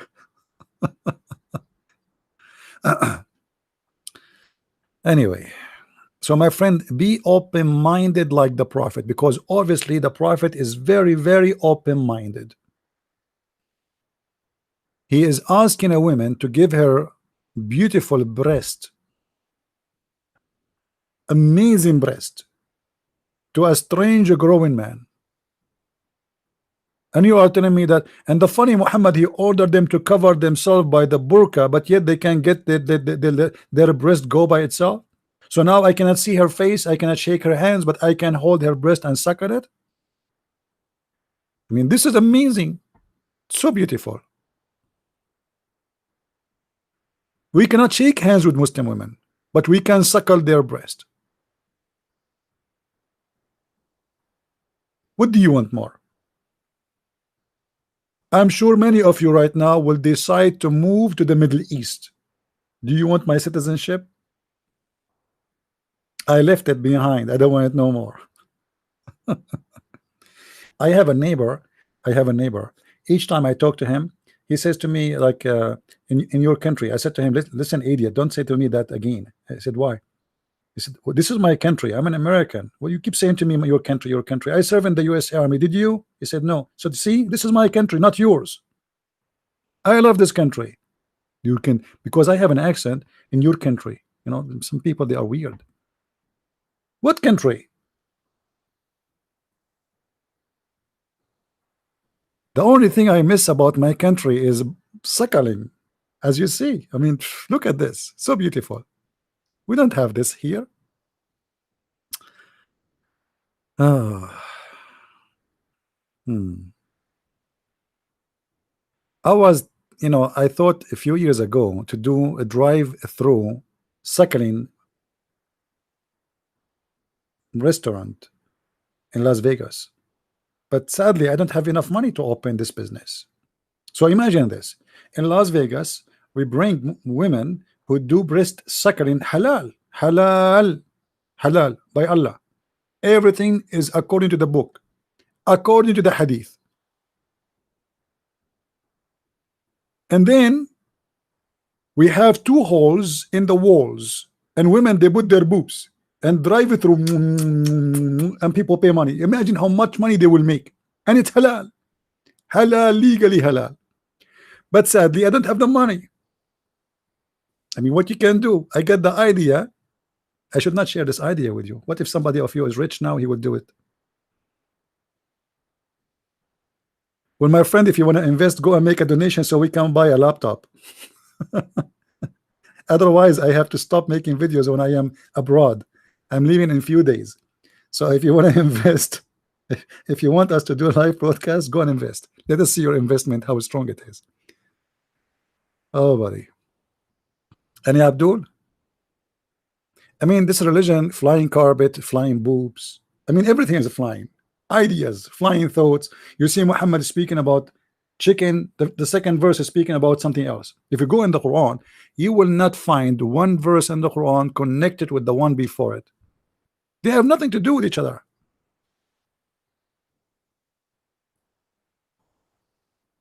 By the way, when you attend my channel, you have to sign a disclaimer. If you die from laughing, it's not my problem. I'm not responsible, okay? Hello, don't sue me. Yeah, because then in the news they will say an Arab guy, an Arabic Christian, he killed 10 Americans from laughing. They will make me, here we go, he's an Arab ready. I am a terrorist for sure because I'm an Arab. When I go in the airplane, you know, always I have the advantage. I used before to ask for the window. Never again. Always I am next to the window. How it happened, I don't know. They check in their computer, oh, this guy originally from the Middle East. Put him in the corner so he cannot move. And always I got a window. Never ask for window again. It is my privilege. In any airline, anywhere, it doesn't matter where you go. You go to China, it doesn't matter. I will have always a window seat. Unbelievable. Hey guys, how I can contact CP? My friend, we have you can contact me Why you want to contact me? If you want to make a donation, then you contact me. Yeah, I am the same as Muhammad. Muhammad in the Quran says, hey brothers, if you want to contact the Prophet for a private consultation, you have to pay him first. So are you trying to contact me for free? Are you serious? I mean, come on. You remember the verse? Have you ever heard of a prophet? He will not talk to you unless you pay him first. No money, no honey. Read carefully with me. Chapter 58, verse number 12. Ye who believe, when you consult ye with the messenger in private, spend something in a charity. What charity? What charity? Spend something in charity. Before your private consultation. Where is this guy, Pen? Where is he? Where are you, man? You want to talk to me before you spend something in the private conversation? Are you kidding me?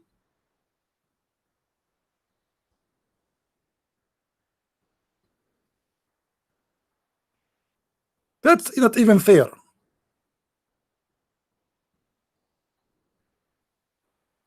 Until now, not a single Muslim gave us a call. How much to talk to me? You have to give me 7 ajwa. 7 ajwa is a solution, because I'm afraid that I'm being poisoned.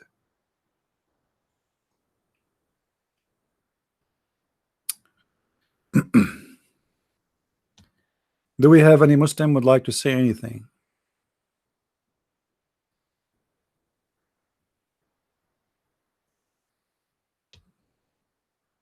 Any Muslim have a comment?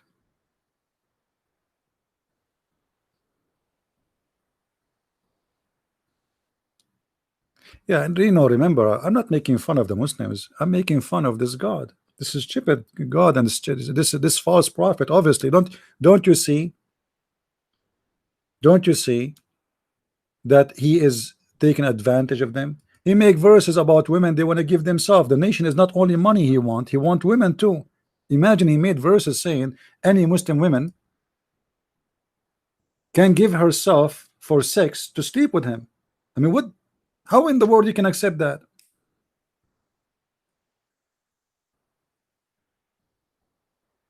Abdul. And the Quran speak about Paul. You remember Paul? The Muslims, they keep attacking Paul, right? But the Muslims, because they are ignorant, they do not know that Paul is mentioned as a part of a story in the Quran. And the Quran said about Paul and the apostle of Jesus, that Paul and Simon Peter, which is named in Arabic. In Arabic, they name Paul as Paulos. This is the Muslim way of naming, not Paulos. They use the Sa. So if you go in the Quran, you will see the story here is speaking about the messengers of the Messiah, chapter 36, verse number 21. And this verse says that you should follow those who ask you no wages.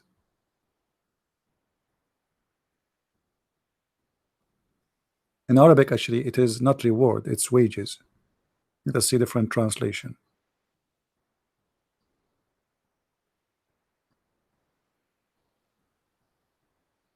Other than they have fast translation.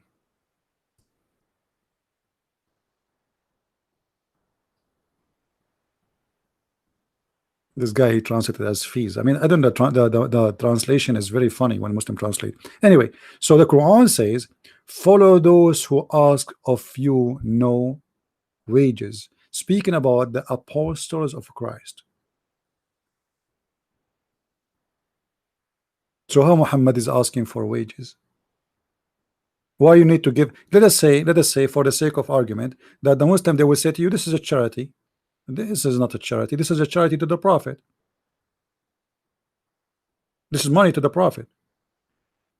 You see, if people, they are going to help voluntarily, That's wonderful. But you say to them, before you meet with me, you need to give it charity. This is not charity no more. This is wages. Is that correct? If I say, if you want to attend this meeting right now with me, I'm going to make live broadcast only for those who make a donation. That is not a public service for free no more. Do we agree? Do we agree? If you are making it only for those who provide money, that's mean you are doing private service.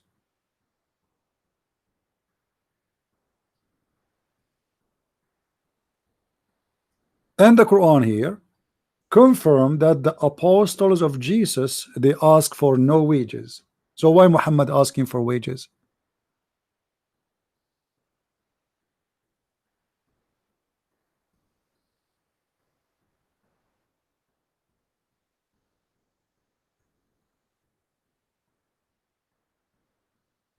This is the madness of this religion. He's using them, abusing them, taking their money. If you remember the story of let us see, when Muhammad he saw a bunch of women, how Muhammad he will make them pay him money, give him money. Let me show you the tactic Muhammad he used.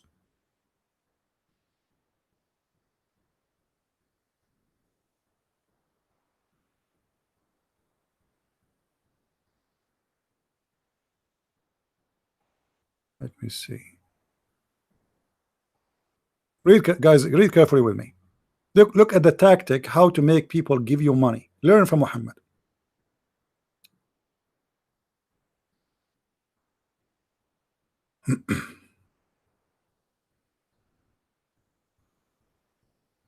I attended the prayer with the Messenger of Allah on the day of Eid, which means the holiday. He started with his prayer before the khutbah, which means a speech, with no adhan and no etc. He's suddenly he don't want to go and do a regular. He have something to important to finish, because now he is going to ask for money. Let us see what he said. Then he moved away and went to the women. Muhammad now came to the women, and Bilal was with him. He commanded them. He commanded the women to do what? To fear Allah, and exhorted them and reminded them. He praised and glorified Allah. Then he urged them to obey Allah. Then he said, give it charity. Give it charity, for most of you are the fuel of hell. Why you need to give charity, guys? Why you need to give charity? Are you listening, guys, with me? Give it charity because most of you are the fuel of hell. So why now those women they will give it charity? Because Muhammad he told them you are the fuel of hell. So in order to make them pay, he scared the hell of them. So if you don't want to go to hell, well, give me the charity. And look what happened. Give it charity, for most of you are the fuel of hell. A lowly woman with dark cheeks said, why? Why, O Messenger of Allah? Like, why we will go to hell? And why we will have to pay charity? He said, you complain a great deal and are ungrateful to your husbands. They started taking off their necklace, earring, and rings and throw them into Bilal garment and giving them in a charity. Do you see it?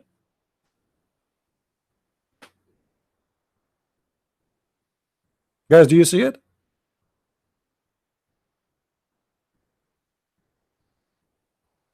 Okay, let me practice this. Ladies who listening to me, we have 250 40 people listening. I'm assuming like 120 maybe between them are ladies.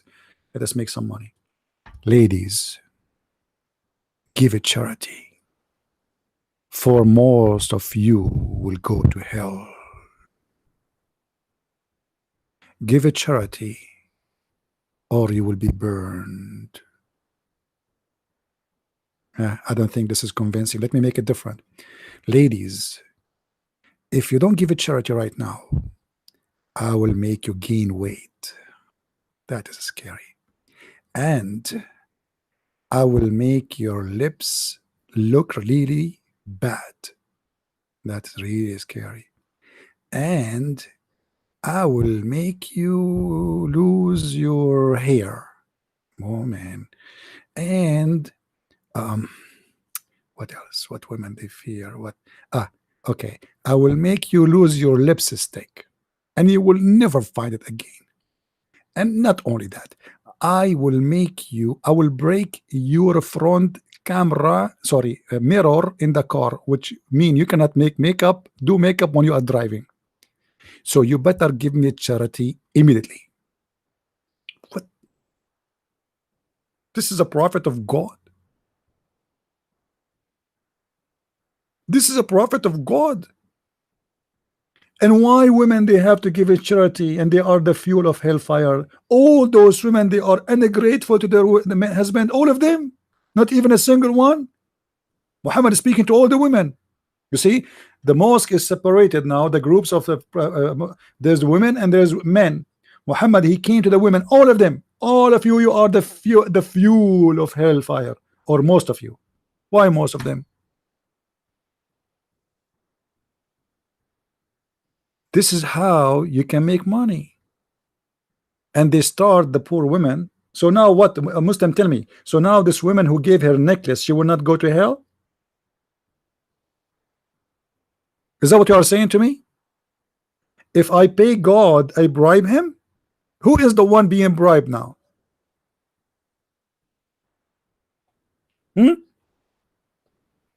Those women now, they will not go to hell? Is that your logic? Because they give Muhammad their rings and their necklace?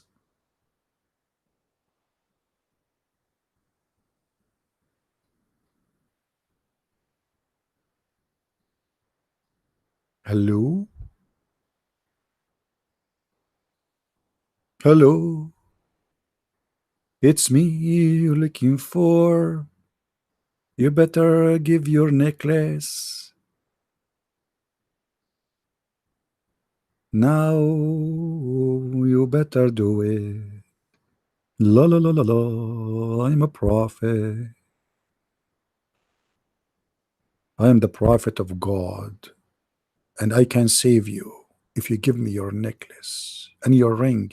Yeah, the ring there. No, don't give me the cheap one. The diamond one. Yeah, in the drawer. Like, no, open the drawer. Open.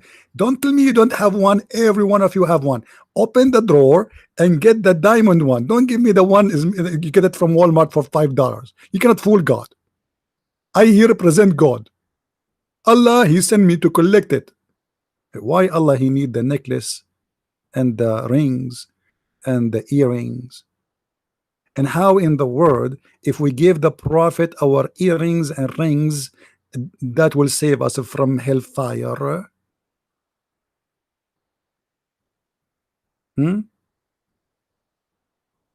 This is prophet of God? And hold on, a Muslim saying to me, this is weak hadith. Are you sure? Are you sure? It's weak? No. It says here, Sahih. Bismillahirrahmanirrahim. Hadith number Sunan and Nisa'i 1575. Sahih. Sahih. Sahih. You know, Muslims, they like echo, by the way. So if you want to convince them that this is a Sahih hadith, you don't say it this way. You have to say like this: the prophet, said that this is a Sahih hadith. You have to listen to it. Brother and sisters, you have to give your rings and you have to give your earring. And charity for the prophet. This is the only way to stop yourself from going to hellfire. Until now, I did not receive any ring. What's wrong with you? What's happening? What's happening? What's happening? Bilal is waiting. Where is the rings? Where is the earring? Unbelievable, unbelievable.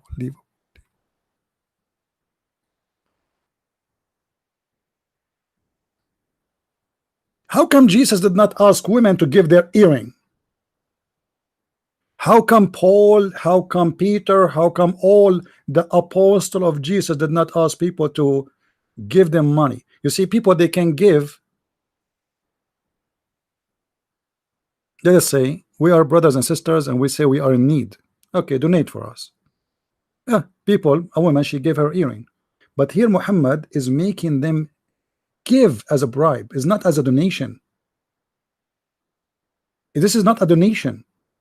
It's not a woman coming and they discuss together like we need to, let us say we need to buy something, we need to build a church, or we need to build a mosque, or we need to feed the hungry. No. You need to pay, otherwise you are going to hell. It was a solution to stop yourself from going to hell. How you can bribe God? So now if I am a child molester and I give Muhammad a ring, I will not go to hell.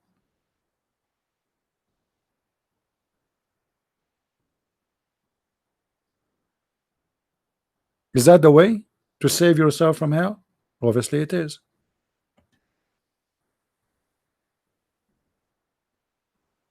And look guys, Mr. Bilal is ready. The slave of Muhammad is ready with his garment.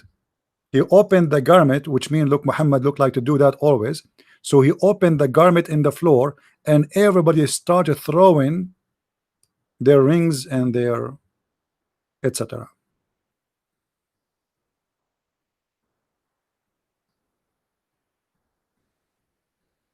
And by the way, the prophet is not into those things. We have to mention, we have to be honest. It's proven that the prophet, he don't care for rings. Usually the prophet, he care for underwear. I'm surprised that these days he is thinking about rings and necklace. Because if you remember in the Quran, Muhammad was accused by the Muslims that he stole clothing.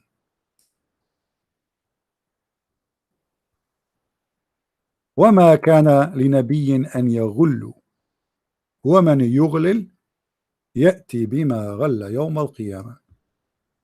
What does that mean? It's not for a prophet to be a thief. But why this verse is about what? The Muslims accuse Muhammad that he stole a piece of clothes, a red velvet of a clothes. Chapter 3 verse 161. Have you ever heard of apostles of a prophet accusing their prophet of being a thief, stealing clothes? Actually, they are thieves, all of them, because the clothes they are talking about is what they stole from the previous attack. So the thieves now, they are fighting over what they stole, which means it's a theft anyway. What is missing is stolen already. Read with me carefully. This is Tafsir al-Jalalain.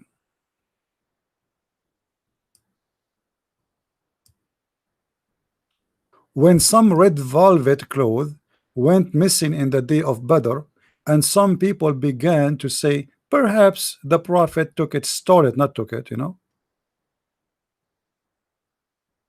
So Muhammad now, he want to defend himself that he is not the one who took it. So he received a verse as usual from Allah, and the verse saying the prophet will not do that. But the funny, Allah never said who did that. I mean, what Allah will lose if he send a verse says who is the one who took the underwear? Until now, this verse in the Quran and the underwear is missing. Even the Pink Panther could not find it. We watched Pink Panther 1, Pink Panther 2, Pink Panther 3, Pink Panther 4. You will watch all of them, and you will not find who is the one who took the underwear, because Allah is all-knowing. If Allah is all-knowing, why he don't send the verse? He say, hey guys, the one who took it is not Muhammad, this is the guy who took it. Can't he do that? But obviously it is Muhammad who took it. Otherwise, Allah will tell them, if Allah is true God, He will tell them, oh, it's not Muhammad, it's Christian Prince. Go to his house, check it out. You will find it there under the pillow.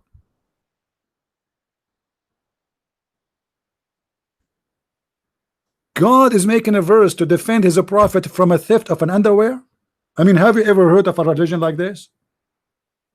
Look at the quality. Imagine, guys, God forgive me for saying that, but just to make people understand. Imagine if the apostle of Jesus accused Jesus that he took an underwear. Imagine if this is written in your gospel. Just imagine how mad it is.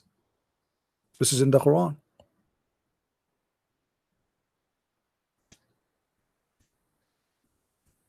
I don't know. If I am you, I will convert to Islam immediately before it's too late.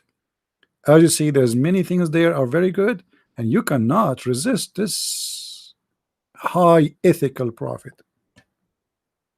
Nobody can beat. Nobody can be even close to him. He's the best. He's the best of the best. All right. Anyway, I think we have enough for today.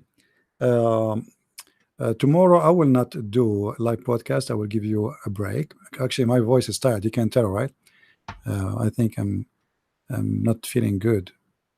I need the breastfeeding. I think the prophet, you know, the prophet, when he says something, he do it for the benefit of everybody. I mean, the prophet, he knew. How he knew? It's amazing. I think breastfeeding will do something. You know, how I can suckle him and he is a growing man. I mean, come on. You will not know the benefit of this until you practice it. Did you practice it? How you can complain about something you did not practice yet? Right? Yeah. Anyway, guys, for those who like to help us in my coming trip, don't forget, please, to help in the trip, and you know how you can do it, right? If you like to make a donation, if you help us to buy the new computer, because I'm planning to do live broadcast when I am abroad. If not, then I have to just register, like record using whatever I can find, and or the old laptop I have, and post in YouTube. So I hope people will help, so we can go live when we are abroad. And until I see you, not tomorrow, the day after, I hope, if everything is fine, I say to you, thank you very much for being here. May the Lord bless you. And I mean no insult to anyone except to the devil and his scam. The devil is my enemy. It's not the Muslims. The devil is my enemy. You Muslims, we are here to help you. We are not fighting you. You hate me, you don't hate me, I don't care. But this is my mission, and my mission is not about hate. We love everybody as the Messiah He ordered us to be. Love your enemy, bless those who curse you. So you curse me, I'm not going to curse you back. I might get angry from your stupidity sometime. I might be upset for you are not getting it or playing dumb, but still I feel sorry for you. I'm not feeling sorry for me being a Christian. I'm so happy to be Christian. Go and sit by yourself with yourself and compare between any page of the teaching of Christ, any speech Christ He said, and any speech your prophet He said, and you will see how silly your prophet is, and how down he is, and how far he is from even to be in a level to be even a good man, a little ethical man. This is a man who have no ethic. So how dare you to follow him? Your prophet, if he applied to work in the post office, he will be rejected. He went to his own son's wife when she is alone, and he flirted with her when the husband was not there. Your prophet is not even qualified to be a friend to you, to enter your house when you are not there. Otherwise, he will flirt with your wife. The one who flirts with his own son's wife, he will do that. And then later he forced his son to leave the women, and he slept with the women. This is who is your prophet. We are the Christians. We declare that there is no better name than his name in the top of this earth and in the heaven. His name is the Messiah. He commit no sin, and sin have nothing to do with him. He overcome death. He is the life and the resurrection. He is the Alpha and the Omega, and he is the only one who can save you. not a Christian prince, no prophet, no priest, no bishop. There's one name in this world. His name is the glory. His name is amazing. And even the Quran used the word Messiah. Go and search, see yourself what the word Messiah mean, and you will see the Quran just admitting that he is the savior. For this is what the Messiah is going to do. His name is Yeshua. Go and search what Yeshua mean. His name is Emmanuel. God is with us. That is my Lord. And in your book, the Messiah is the living God. Everybody is dead except the Messiah. Ask yourself why. Why the Messiah, the only one who have no father, but yet he is born? Why he is the only one who have no sin?